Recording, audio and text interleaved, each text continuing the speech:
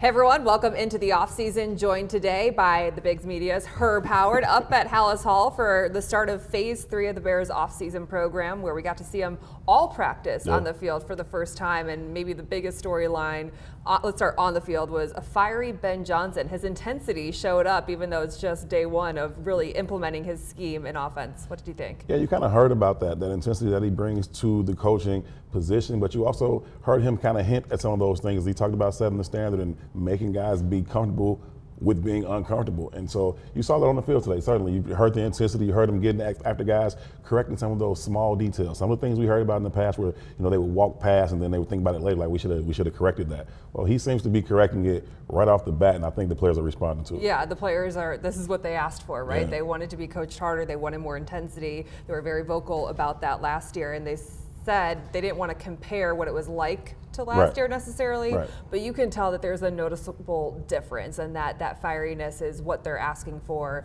and what they're wanting, and they think it'll show up and translate to wins on the field. Yeah, I think they want to be professional and remain respectful to Coach Flus and his staff, and there would be no reason for them to kind of go back and denigrate some of the things that happened before, but they can certainly show their buy-in and their appreciation to what is happening right now in terms of the coaching, in terms of the discipline, the harping on the details, but also the creativity that they see on both sides of the ball. I was very intrigued to see the corners up in press coverage a lot, and what that's going to mean for the defenses. Coach Allen continues to implement what it is that he wants to do. But I think it's very, very refreshing. I think you can feel that, and everybody's optimistic this time of year. They tend to say the right things, but this seems very genuine in terms of how they are receiving the coaching that they're getting. Let's talk about a little bit of what we saw on the field. One being that Karan Amagaji lines up at left tackle with the ones, which I don't know if there's really any other option. I didn't think that Ozzie Trapillo was going to walk in day one as a rookie and start at left tackle. He's going to have to eventually earn that spot, especially at this point in the offseason. What else stood out to you with what you saw on the field?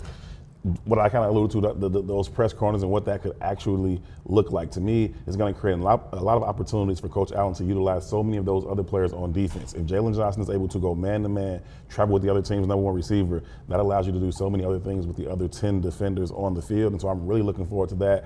It was interesting to see, Karan Amagaji out there with the first group, just in and of itself. But I think he had to be the first option. I think as Ozzie Trapillo, comes along, he'll have to earn his opportunities, and we'll see what he does with them. Then, of course, we'll find out what happens once Braxton comes back. But I think they're going to try to get this thing rolling as quickly as they can. I think getting Karan acclimated makes a ton of sense. We talked about Ben Johnson and his intensity. I also feel like the assistant coaches are a little bit more involved in players' ears as they go throughout the drills. Like I was watching Al Harris, it's almost like touch points that they make with the players of talking to Jalen Johnson, Jaquan Brisker. We know he has a relationship a little bit with Dennis Allen. They are talking his helmet off. It seems like a very intentional conversation. That seems and felt different from what we saw over the past couple of years. Yeah, you feel this kind of natural connection. And you saw some of that, with coaches like Coach Overstreet in the past and how he is with the nickel corners and all of that. But I think watching Coach Harris with Jalen Johnson today and just coming over there and just giving them a quick dap to say, yeah, that's how we want to do that on small things. Even when they were going 50% speed and just his footwork, his hand placement, those are the types of things that you were seeing them be coached up on. Watching Eric Bieniemy with the running backs, I think Coach Bieniemy is going to do wonders for that running back room. They were doing a drill today where they were working on pass protection. They were out there using soccer balls. And he's just rolling the soccer balls at them, checking for their lateral movement, but also their ability to sit all the way down in the chair as if you're going to pass block and then get down there, get the soccer ball and throw it back. And so I think some of the things you're seeing are some new tactics that I know is refreshing for the players to see, and it was cool to see as we stood on the sideline and watched it. Yeah, we've seen some of the social media videos as well of Antoine Randall L. running routes alongside DJ Moore. And give him credit, he can kind of keep up. Yeah, he can go. Yeah, he can. So I feel like that's part of the cool thing too, and the respect that the players instantly have for these coaches with resumes, and who a lot of them are former players themselves. Luther Burden III not at practice today, as Ben Johnson said. He's dealing with a soft tissue injury and doesn't know when he's going to be back. As a rookie who everyone said second round pick, total steal of the draft, does that set him back a lot, do you think, or is there any concern level there for you? I think at this point what matters most is kind of starting to learn the offense. So if he's still working in the classroom in those types of situations, taking mental reps, I think he'll be fine. I think you want him on the grass when you put the pads on, so you can see his speed, his explosiveness. You don't want this thing to drag through the summer, through the spring and all the way into the summer, right? You want to deal with it once so you don't have to deal with it again later, so it doesn't continue to linger for him, especially you talk about a player with that type of explosiveness. You don't want to take that away from him. You don't want to risk that this early in the process. So take some time with it, however long it takes.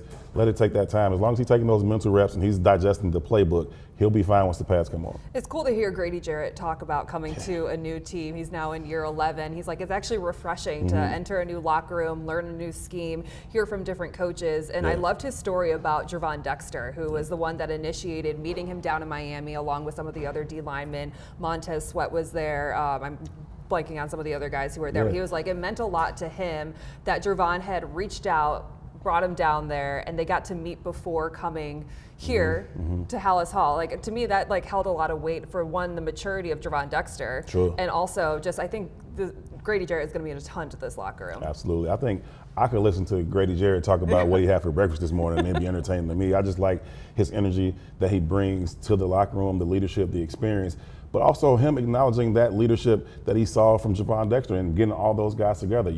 Austin Booker, second-year player, he was also down there working out with those guys. And so I think they're starting to gel. They're starting to come together. And I think that's going to be really, really important as they go not only through the summer, but on into the season. They're going to have a strong rotation of guys on that defensive front. And I think the more they can get on the same page earlier, that'll help them down the road. How do you feel about the rotation they have available to them right now?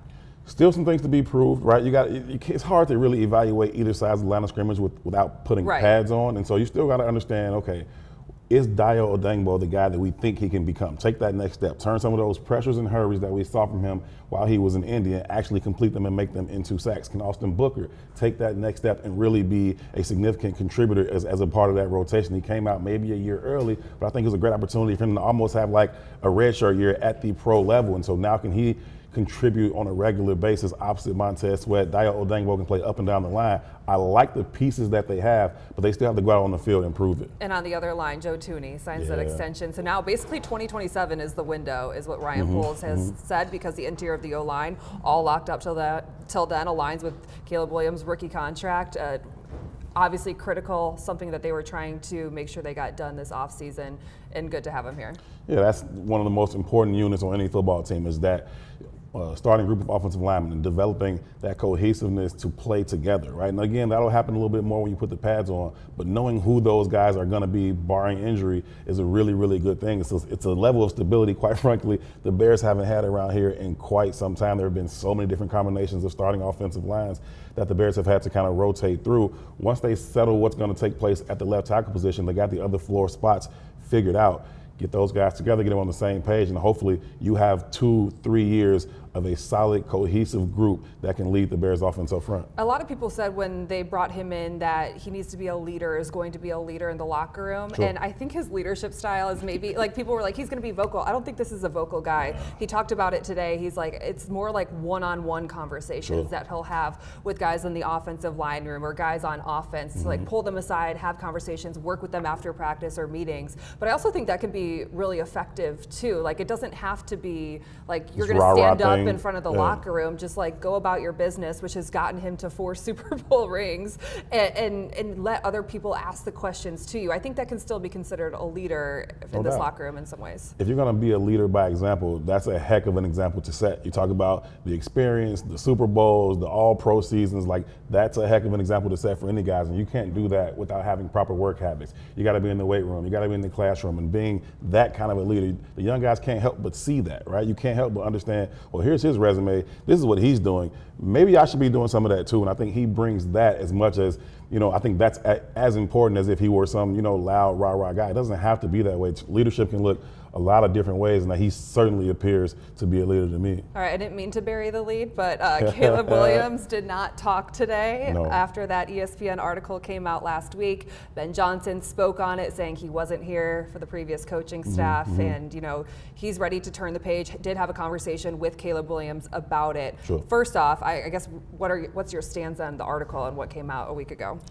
Not surprising. I think we all kind of heard those rumblings. I think when there's that much smoke about something, there's usually at least a little bit of fire to that. And, the Bears denied it. Caleb's camp denied it when it first came out. But now we know that part was a little confusing, because if you're going to deny that this thing is happening, then why are you on the record with another reporter about it? It's going to come out eventually, but I don't think it's a big deal. I don't think he was wrong. Everybody understood the history of the quarterback position with the Bears. And if you are the top quarterback prospect, like maybe I don't really want to go there. I haven't seen them get this thing right. So I understand that. I don't blame him for that. But I think at this point, it doesn't matter. Since he's been here, he's been committed. He wants to be great. He works at it before. We talked about that when we sat down before, just that he wants to be great and he's willing to work at it. So I haven't seen any of those things from him. While the Bears were going through a 10-game losing streak, he remained committed. He remained professional, never threw guys under the bus. So I don't think that's an issue that will matter going forward. Certainly Ben Johnson didn't seem to really care. But I wasn't even here, man. Whatever, you know what I mean? So I get it, why it's a conversation, but I don't think it's a big deal. And when he was asked about it's where quarterbacks go to die, as in the Bears, he's like, I love the narrative. It's a good way to write a news story. Were you surprised Caleb didn't address it right off the bat? Yeah, I'm kind of surprised that we didn't get to hear from Caleb today. I don't know if that was an organizational decision or if it was a Caleb decision, but either way, those questions are going to come. The sooner they can address them, get it out of here, the sooner you can move on from that story. I think until you hear from Caleb on some of those things, this story will continue to be talked about on the radio programs and on the news programs and TV. Like, just get out in front of it, deal with it for 1 10-minute press conference, and then you never have to address it again. All right, Herb Howard, appreciate your time. He has plenty more weeks to do this. There's 3 more weeks of OTAs and mandatory minicamp. Thanks for joining the Offseason. Always a pleasure, Cassie. Thanks for having me. The Offseason is also now available via podcast on Spotify, Odyssey, or wherever you listen to your podcasts.